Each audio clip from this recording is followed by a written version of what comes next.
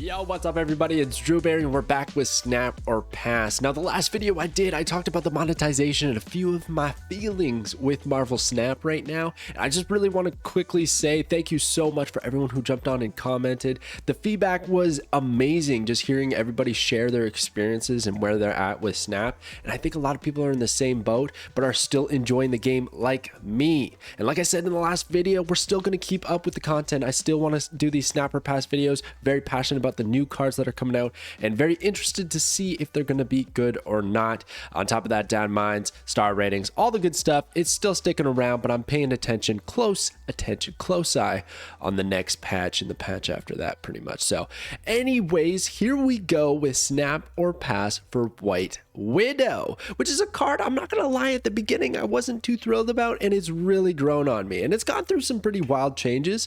But here we have White Widow and the Widow's Kiss, a 2/2 on reveal. Add a Widow's Kiss to your opponent's side of this location.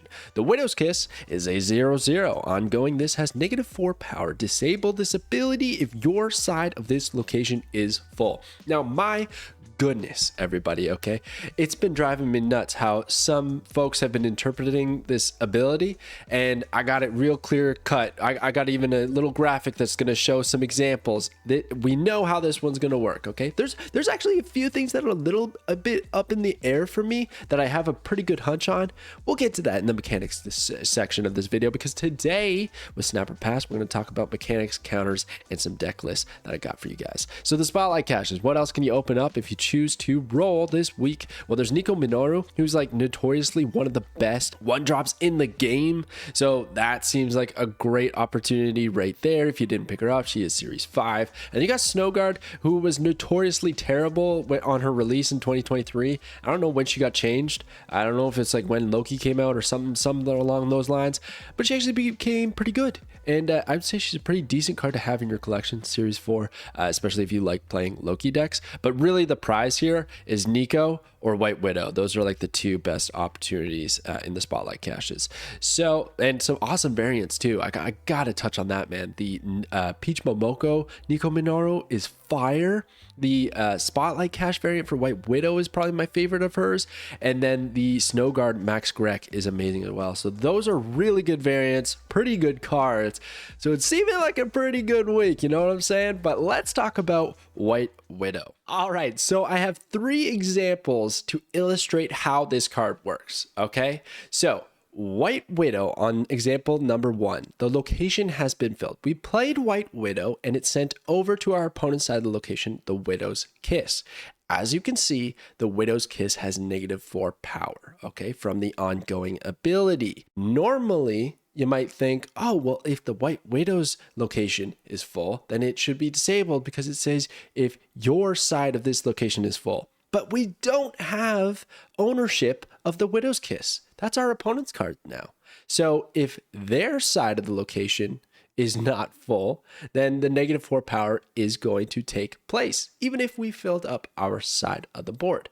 You don't really read it anymore as your, because it's like, think of it as like a real board game. Cards are getting sent over. The text is now on the other side facing our opponent because they have ownership of the card. Okay, so that is how it works. So in example number 2, if the White Widow is isolated and the Widow's Kiss location is full, the ability is going to be disabled. It's going to lose that -4 power, go back to a vanilla just 0/0 token. And then in example number 3, if both locations are full, basically it's not a big deal. White Widow is going to be a 2/2. The location is going to be full, but the Widow's Kiss will be disabled because the Widow's Kiss location has been filled. Okay, so that's how it works. I'm just glad it's confirmed and out there now. But let's move on to some of the other mechanics. If you have any questions about that, let me know in the comments below. Moving on to the disabled keyword. I find this a little bit more interesting because when I thought of disabled, I thought maybe it's going to be that little like triangle with the exclamation mark in the middle. So kind of indicating of a silence or ability removal. We've seen that with like Leech, Enchantress, a whole bunch of cards. But that doesn't seem to be the case from the footage that we were given. Basically, the disabled portion of this ability is kind of just saying, you know, like a switch for the ongoing ability when the -4 power is on and when it's off. But the card, the Kiss itself, is still going to retain an ability. So it wouldn't get buffed from like Patriot or anything like that, even if the -4 power has been disabled. And this also means that if the location does get full, the -4 power happens, but then a card happens to move or get destroyed or whatever, well, the -4 will come back, which is a very relevant strategy for when you're the White Widow player to manipulate your opponent's side of the board so that this always has -4 power and you get your most value out of this card. That said, though, you can still use Enchantress to remove the ability entirely from the Widow's Kiss, and that will provide you with that silenced logo on the card, indicating that it can get buffed from Patriot. It does not have an ability. The -4 power will not come back, and it will leave it at a 0/0 because that is technically the default power for this card. It's only the ability that's adding that -4 debuff modifier. So Enchantress is actually a pretty good counter to White Widow. We'll get to that in just a bit. This one I have a little bit less confirmation on, but I'm pretty confident in it, is that this card can still be afflicted or buffed.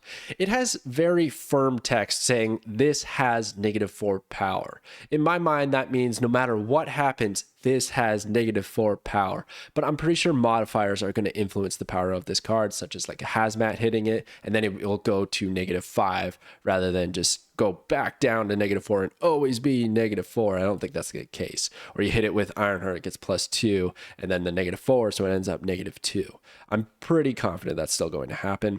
And then lastly, the Space Throne. So the Space Throne is a very unique location, right? There's very little that can interact with it other than, having one card on each end of the location. But there's things like Jeff and War Machine that kind of break that rule. Well, let me tell you, White Widow is a fantastic card to play at Space Throne because yes, you will fill that location instantly with the Widow's Kiss and it'll bring it to a 0/0.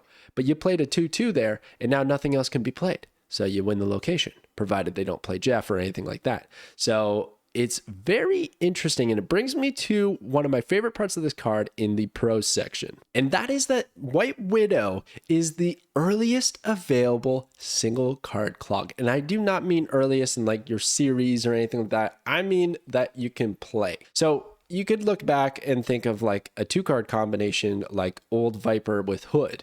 So a 1-cost card being Hood played on turn 1 and then Viper on turn 2, and that then pushes a card to your opponent's side of the board. Or you could also look at something like Titania, which can technically clog the other side of the board. But I'm really thinking of just a 1 card that really permanently puts something over there that forces your opponent to deal with it, whether they destroy it, whether they send it back over with something.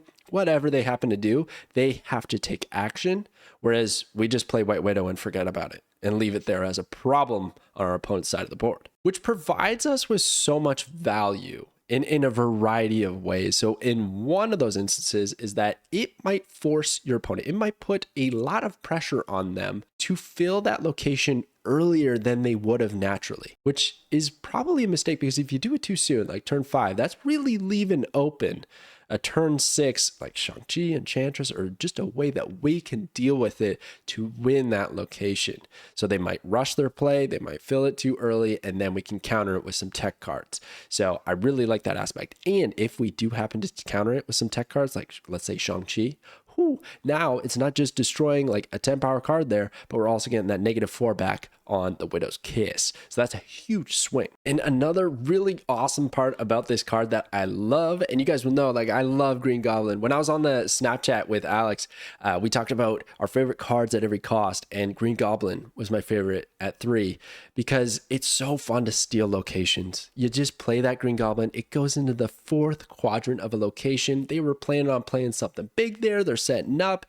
No, they just got absolutely stuffed, and now you probably won that location, or you're probably set, unless they're like some destroyer or something like that. But anyways, it's so much fun, and White Widow will allow us to do that. So you're going to see later on, I say that she has maybe weak late game, but I really only mean that for like the final turn, because I think this card is excellent on turn 5 or 4.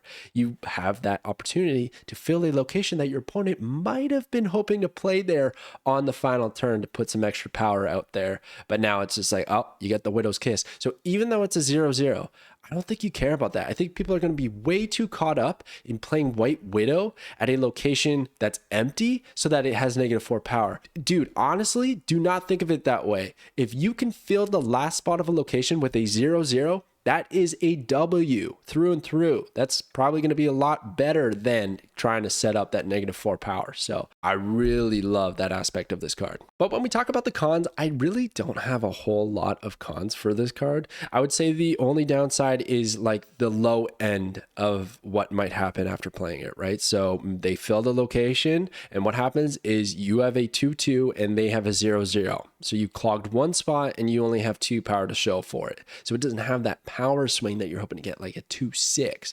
But that clog can be very powerful, very underrated. You don't know what could have been played there in a normal game. It could have been like 10 power. So it's like a very good stuff. Still, even in like the worst case scenario, I suppose the worst case is that you play it and the location is already full. And that's where I don't love this on the final turn, because you know, it's the final turn. Everyone's trying to fill those locations with as many of their cards as they can. So it's not going to be very reliable that an available spot is going to be there for the Widow's Kiss. If a card is unrevealed, but it's filling that position, the Widow's Kiss can't go there, right? So in that final turn, even if you have priority or you don't, White Widow seems like a bit of a weaker play than playing her earlier or on turn 4 or 5, like I was mentioning. And lastly, I know this isn't really a con, but it bugs me, is that this feels like power creep over Green Goblin. So they're both on reveals. They're both sending something over on the to the opponent's side of the board. They both have negative power potential, but White Widow can be played on turn 2, and you get 2 power on your side of the board as a backup, and you don't have to worry about it being sent back over with like Odin or something like that. I don't know, it just seems like way better. White Widow just seems way better. Again, you don't care if it's -4 or 0. If you're playing 2 to clog a spot, that's good enough. Green Goblin has so much more backfire potential. If the location's full, at least with White Widow, you just end up with a 2 power card. When Green Goblin is played at a full location, you end up with -3, and he costs more. So it just feels like power creep once again in Marvel Snap. White Widow over Green Goblin, unfortunately. And I love Green Goblin, so that it breaks my heart a little bit. That's why I had to put it in the cons, even though it's kind of a pro for White Widow, isn't it? Jeez. How do we stop this card? Well, let's talk about the counters. All right, so for the counters, Cosmo. Of course, we got the dog in the top left in his primary position, because this is a non-reveal card. So Cosmo's going to deny it, and then the Widow's Kiss won't spawn, and that's not what you want. And then you got Annihilus. So it's going to be a very interesting mirror matchup. It's always a very interesting mirror matchup with the junk decks, but Annihilus can send over the Widow's Kiss back if it's still at -4 power, because remember, he's looking for things that are less than 0. And then you got Carnage, who can eat up some cards like the Widow's Kiss, and I put Carnage here in place of like a lot of the destroy options. So there's like Carnage, Venom, Lady Deathstrike, Destroyer. There's a whole lot of options when it comes to destroying the Widow's Kiss, but I thought Carnage would be the best one because he gains 2 power off of the Kiss destroying it, and he's the cheapest to play. So it just seems like a very good card to counter White Widow. And then there's Viper, again, Annihilus, Viper, sending it back over, kind of nasty. And Beast, actually. If you run into a bounce deck, the Beast player can just throw back that Widow's Kiss into their hand and then just never play it later. It's not like Black Widow where you're going to not be able to draw.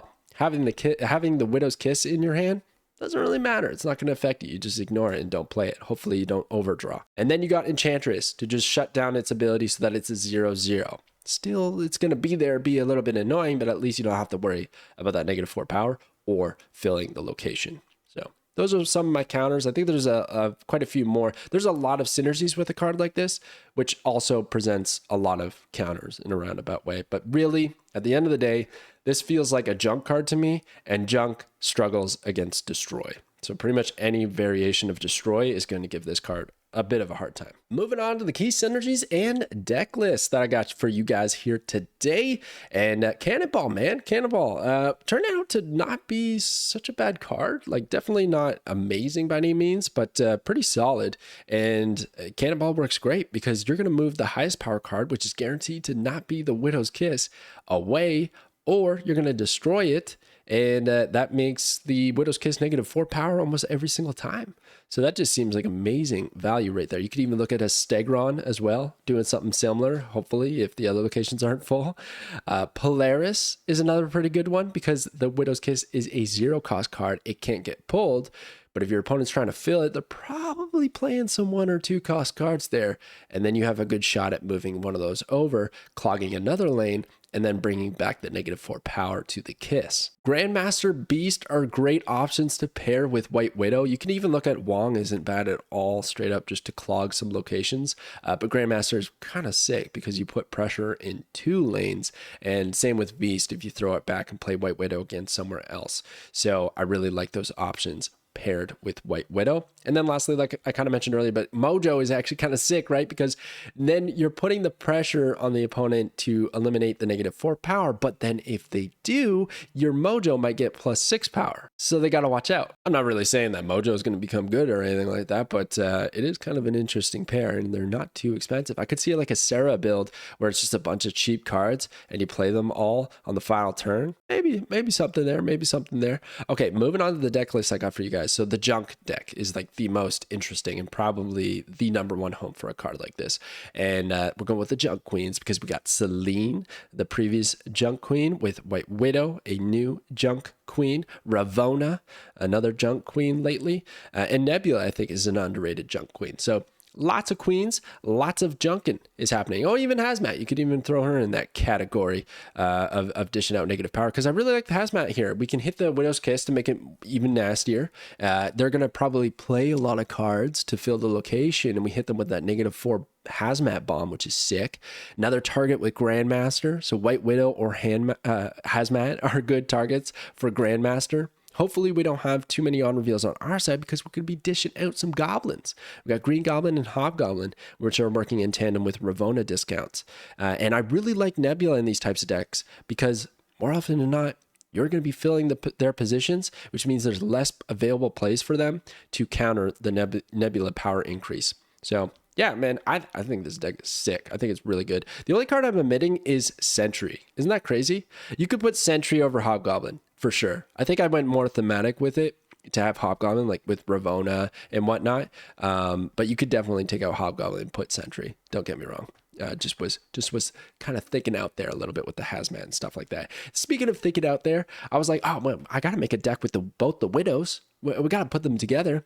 And I think Bounce is pretty sick. And you know what could be pretty sick with that? It's like Korg and Rock Slide, because the Black Widow the Widow's Bite is going to stop them from drawing. And they got a bunch of rocks in their deck. They got a bunch of rocks on their board. We hit them with the Scorpion. We bounce it all back. We do it again. We even have Werewolf bouncing around out there from all these on reveals. Could this be something? I don't know. It's a little bit low power, but like high disruption type of deck, which is definitely not going to always find you the win, but it's going to be pretty fun and pretty satisfying when you pull it off. And then you got your late game Darkhawk, which has proven to actually survive the nerfs a little bit, not as prevalent as it used to be. And Shang-Chi, which is just like the best card in the game. So yeah, I think that could be pretty fun to pair together and try out. And then lastly, I got my Berry control list. So this is a list I've always kind of brought back every now and then because it just does historically done so well for me. Some of the key synergies here are using Atuma and Professor X. So you have Atuma, a 4/10, just alone at a location, then you play Professor X there. That's 11 power at location. Your opponent probably didn't see it coming, and you steal it. And if you need it, Jeff is there. And the reason I have White Widow here, which might seem a little bit of an oddball, is because I used to run this with Green Goblin. But I think the power creep is just real, and we can put White Widow to dish out the -4 and clog the opponent's side of the board. And you're looking at this deck and thinking like, why would we do that? Why would we even have that? Well, it's straight up just to be a card that gives negative power at their side, so that when we play our big card like Red Hulk or Destroyer at the final turn, that they don't have to just rely on their power, that there's a little bit of disruption on our opponent's side, that they don't have the available space to compete in those locations. So that's how I used to like a Green Goblin list. Time will tell if I like Green Goblin better or not with White Widow, because of course, White Widow is taking up a spot. You can play Green Goblin with Atuma and it's a little bit better, but I want to try this out because I really like the deck and it does so well. So anyways, that's what I got for deck lists, the mechanics counters. But is White Widow a snap or a pass? White Widow is a snap. I think this card is going to be a lot better than maybe folks think. I definitely underrated it at the beginning, but as I thought about it more in detail, like I do with the Snap or Pass series, I started to really start to see the value. And I think this card is going to be excellent, even in control lists, in bounce lists, and most specifically in its primary home in junk lists. So why do I have the little alert there? Well, the reason is, if you don't like the decks that I just mentioned, in particular, if you're not a very big junk fan, then I'd probably pass on this one because I do think that is going to be her primary home and utility slot. Also, like I mentioned in the last video that I did, this game ain't cheap. It's hard to, get all of these cards, and I don't think you're going to be missing out all that much if you don't get White Widow. Honestly, the junk deck is pretty competitive. There's a lot of cards that you can put in there as replacements.